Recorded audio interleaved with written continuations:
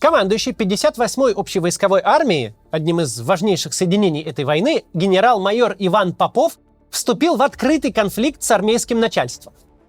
В голосовом сообщении, опубликованном бывшим командующим той же армии, а ныне депутатом Госдумы Андреем Гурулевым, Попов крайне прямолинейно обозначил главную проблему российской армии в войне с Украиной. Голосовое сообщение, предназначенное не для широкой публики, а только для собственных подчиненных, распространилось уже после того, как генерал был снят с командования армией.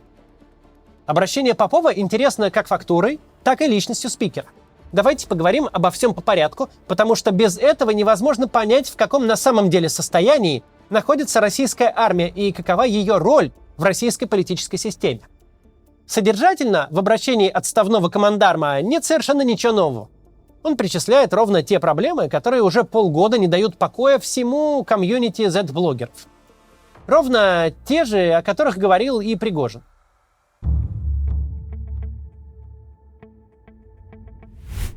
Во-первых, это отсутствие ротации. Ротация – самая большая проблема российской армии. Дефицит личного состава не позволяет не то что целые подразделения выводить на отдых, пополнение и переподготовку, но даже давать солдатам вообще отпуска. Все, кто есть в наличии, каждый день нужны в окопе. Солдаты уезжают на фронт в один конец. Вернуться с него они могут либо в госпиталь, либо в могилу. Что делает их совершенно бесполезными боевыми единицами. Потому что неважно, как тебя готовили, неважно, какое у тебя снаряжение и техника, спустя полгода активных боевых действий, со всем тем моральным и физическим стрессом, который они неизбежно вызывают, любой человек превратится в зомби. Даже оставим за скобками саму войну, где тебя круглосуточно окружает смерть. Просто представьте себе даже, просто жизнь в окопных условиях. С тем режимом сна и питания, какой там единственно возможен. С тем, что почти всю свою службу от зимних морозов, через весеннюю слякоть и до летней жары вы проводите на улице. В такой обстановке вам не нужен даже никакой противник, стремящийся отправить вас на тот свет. Через полгода вы и сами перестанете небо от земли отличать. Да, украинское наступление движется крайне медленно, но какой ценой его удается сдерживать? Такой, что российское командование держит на фронте всех, кто у него есть в наличии. В то же самое время, пока солдаты с ума сходят от усталости, Шойгу продолжает рапортовать о все новых успехах в деле поиска добровольцев. В реальности Шойгу вооруженные силы России каждые сутки рекрутируют почти 1500 человек по целому полку. Где все эти полки, куда перемещаются, на каких полигонах тренируются и почему за их счет не происходит ротация, известно только воображению министра обороны, которая эти полки и породила. Понятно, что все эти истории с добровольцами – это детский лепет. Понятно, что потенциал тех, кто отправился на войну без принуждения, российская армия исчерпала еще в прошлом году. А способов исправить этого просто не существует. Потому что все, кто хотел попить кровушки людской или наоборот думал, что съездит сейчас как на вахту, полгодика потаскает канистры в глубоком тылу на 15-й линии, а потом себе квартиру купит, все эти люди уже на фронте осознали, что подписание контракта с российской армией – это билет в один конец, что тут просто невозможно взять и передумать. Все. Причем неважно, на какой срок подписан этот контракт. Воевать ты будешь до тех пор, пока действует указ о мобилизации, а значит, в лучшем для тебя случае до тяжелого ранения, но в наиболее вероятном – до смерти. Все, кто был готов купиться на байки Министерства обороны, уже на них купились. Реальный темп и масштаб призыва – считанные тысячи человек в месяц со всей страны, что в военном смысле курам насмех. Ротацию не проводят и людей в отпуск не отправляют не потому, что не хотят, а потому, что не могут. Мало того, что их заменить неким, так и этих потом еще и обратно не собрать. Одно дело запугивать индивидуально, а другое всерьез возбуждать и вести 1000 уголовных дел о дезертирстве, разыскивая каждого фигуранта по тещиным погребам. Единственный выход – это новая мобилизация. Не менее массовая, чем была осенью. Но решиться на мобилизацию за 7 месяцев до выборов Путин сможет только в одном случае, если фронт явно посыпется. Тут недостаточно, чтобы Украина отбила какие-то отдельные населенные пункты. Тут должна произойти вот прям вообще военная катастрофа, которую не скрыть. Да и то не факт, потому что мобилизация в куда более спокойные времена обернулась конкретной встряской общественного мнения. Пойти по такому сценарию после вооруженного мятежа – это уж совсем никак. Получается замкнутый круг. Пока фронт не посыпется, никто даже думать о мобилизации не будет. Но без мобилизации он рано или поздно посыпется.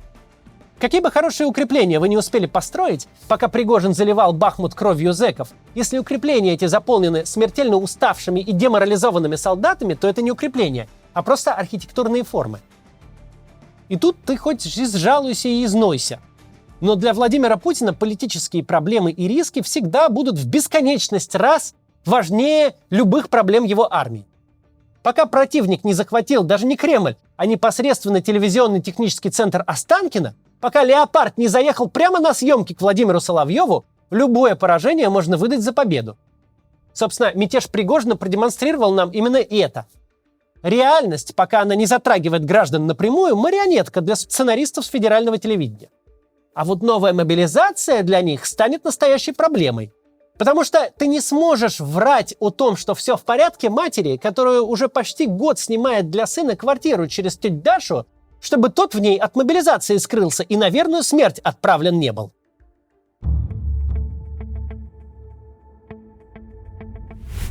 Отсутствие контрбатарейной работы, жесточайший дефицит орудий и боеприпасов – это, собственно, еще одна констатация факта от генерала, которая могла бы стать новостью только для того, кто последний год провел в коме. Как-то так вышло, что страна-наследница СССР, самого милитаризованного государства в человеческой истории, потратившая $1 триллион на перевооружение своей армии, умудрилась повоевать настолько эффективно, что истратила все резервы артиллерийских боеприпасов за полгода войны. До чего надо было довоеваться, чтобы закупать снаряды в Иране, чья экономика втрое меньше твоей собственной? Или в Северной Корее, чья экономика половина бюджета Москвы? И ведь дожили, ситуация стала настолько отчаянной, что пришлось пуститься по миру с умой. Громче всех о дефиците боеприпасов визжал, понятное дело, Пригожин. Но дело не в том, что Вагнер как-то особенно обделяли. Его просто было громче всех слышно. Потому что Пригожин был выведен из-под действия вообще всех российских законов. Он мог открыто говорить то, за что любой человек, особенно армейский офицер, мгновенно бы стал клиентом чекистов.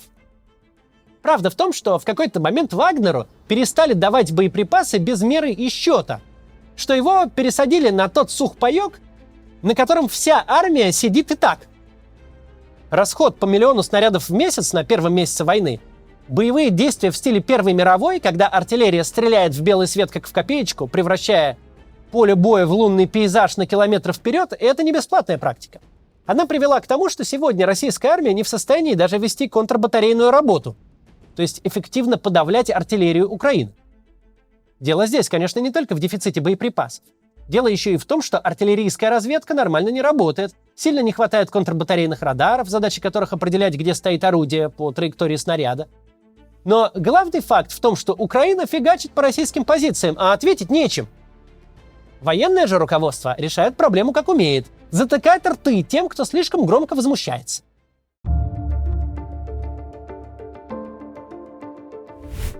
Можно и дальше перечислять тейки генерала, которые бесконечно похожи на любое публичное нытье любых российских военнослужащих. Все они сводятся примерно к одной мысли, не шибко отличимой от посланий Пригожина.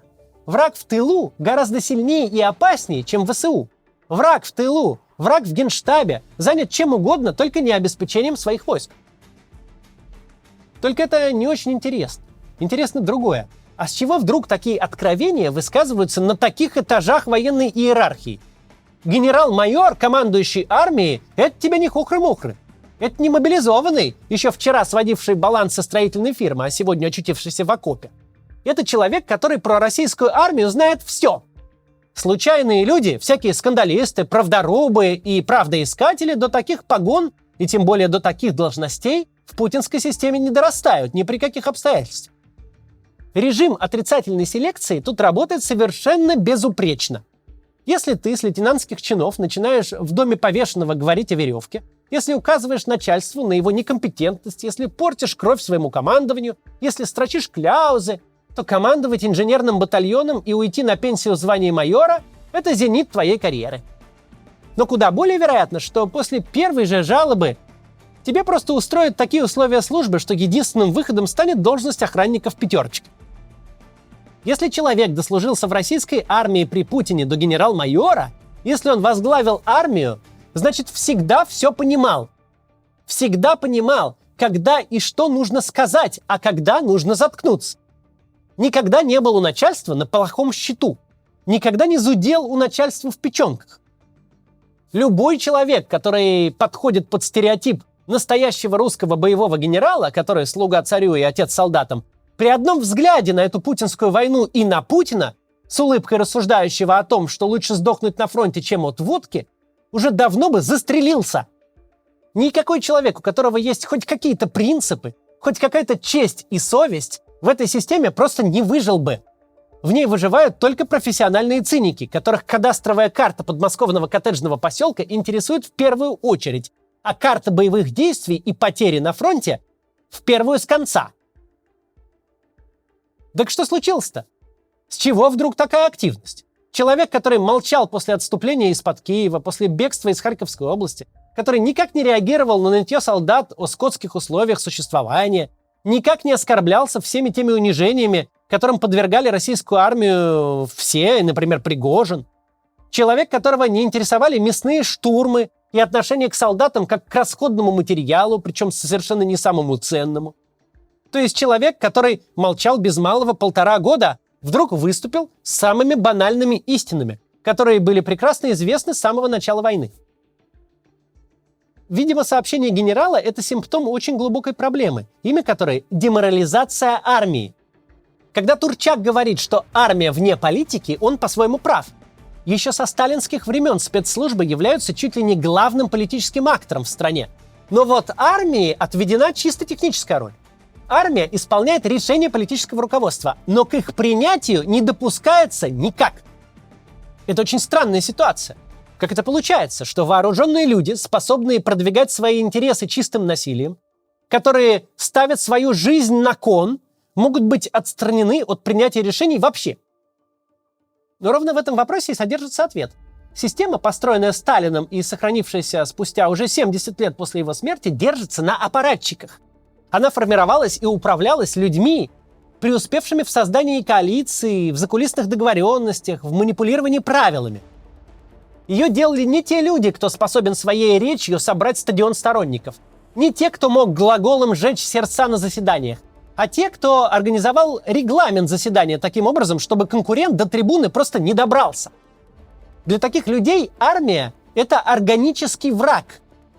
Ведь даже какой-нибудь комдив способен просто привести в Москву свою дивизию, порешать всех этих тонкошеек вождей и стать новым Бонапартом. Решение тут может быть только одно – армия всегда должна пребывать в таком страхе, настолько трястись перед каждым звонком в дверь, чтобы у любого потенциального Бонапарта мысли о политике отпали бы просто на дальних подступах. Эту политическую культуру успешно унаследовала и Россия. Любой армейский генерал имеет абсолютную власть над своими подчиненными, но с точки зрения влияния на политические процессы, на вопросы перераспределения ресурсов, на любые игры взрослых мальчиков, он слабее любого капитана ФСБ.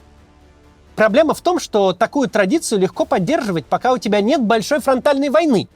Пока твоя армия сидит в казармах и озабочена только тем, чтобы все сугробы на вверенной территории были квадратными. Но когда ты в этой армии начинаешь нуждаться, когда начинаешь от нее зависеть, когда пытаешься втянуть в ее деятельность огромные массы людей, когда отправляешь эту армию на верную смерть, но продолжаешь ее унижать и относиться как к отщепенцам, которые должны все тяготы и лишения терпеть в частях и не возникать по этому поводу, тогда неизбежно начинаются проблемы. Люди, чья деятельность ограничивается покраской травы и строительством генеральских дач, не имеют никакой субъектности, чтобы чем-то возмущаться, начиная от бытовых условий существования и заканчивая тем, что какие-то бандюганы прихлопнули не менее 10 военных летчиков, но остались безнаказанны. Люди же, которым терять нечего, у которых со всех сторон смерть, могут иметь на этот счет совсем другое мнение, а главное, другие возможности для реализации этого мнения. Первым симптомом тут был Пригожин, но он не был проблемой для власти сам по себе. Проблема в том, что стремительный рост его популярности случился из-за его слов о реальных пороках армии. А если реальные пороки есть, то в ситуации военного времени они найдут свой выход, и кто-то будет о них говорить. Даже настолько неожиданные персонажи, как командармы. От командующего 58-й армией избавились сразу. В отличие от Пригожина, отделаться от генерал-майора просто, ведь у него есть формальная должность и место в системе. Но если проблемы настолько глубоки, что о них начинают говорить командармы, то увольнение генерала мертвому припарке. Армию эксплуатируют настолько бесчеловечно, что ей приходится стать политическим актором.